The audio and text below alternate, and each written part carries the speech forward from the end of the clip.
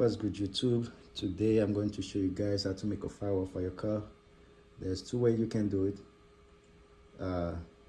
There's a cheaper way, and then there's another way where you have to spend a little extra, but at the end of the day you're still going to save you some money by doing it yourself. Now, the cheaper way to do it, as you guys looking, you have those two holes. Most car will do. You have to go ahead, find any scrap metal you have laying in your garage, cut a rectangle size.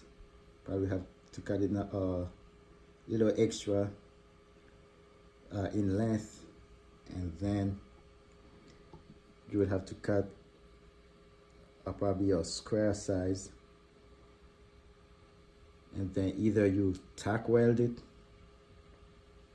or you should cap a screw. If you don't have a welder, you should cap a screw to hold it in spot, and then you apply some bonder glass on top of it to have a smooth finish.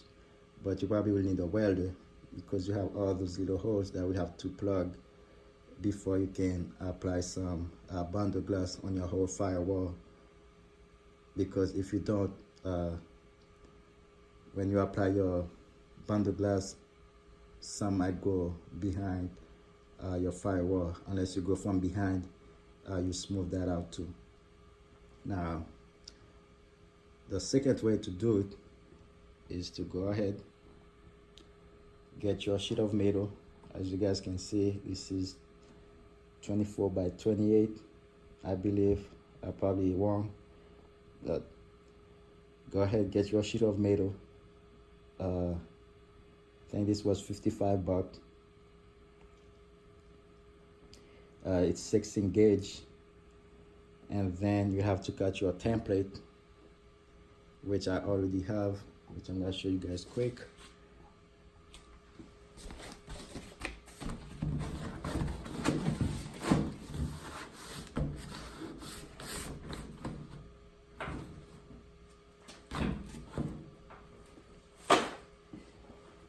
So you will cut your template and then lay it on top of your sheet metal, cut that so you can weld it on your firewall. Some car you might need a shorter one, or you might need a larger one, depends what car you're working on. So, but before you can even weld your new sheet metal on top, you have to make sure, if your firewall is like mine, bare metal, either you spray some self-etching primer or some welding primer or some paint behind it. But where you're gonna be weld, you have to clean that out and then shoot some welding primer, because if you don't, what's gonna be happening, when moisture get in between both metal, it's gonna start rusting out because they're bare metal. So what I'm gonna be doing myself, I'm gonna be using some of that Eastwood rust encapsulator. I'm gonna apply it on both sides, the firewall and my new metal. But where I'm going to weld, which won't be too much, probably about inch, I'm gonna leave it bare metal. I'm gonna use some welding primer so I can weld it without no problem. So those are the two steps. Like I said, either way you do it, it's still gonna save you money. But I think the second step will save you more time, because you don't have to do too much body work other than weld.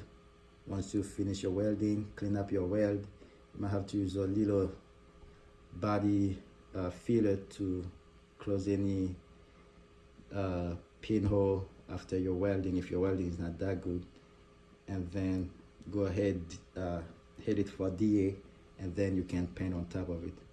So let me go ahead, cut my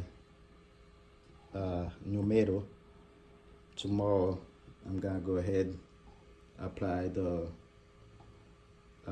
Eastwood rust encapsulator on here, because I have to have my garage door open and then we go from there. So once I get the first step starting, I'll come back, show you guys the next step. So you guys stay tuned.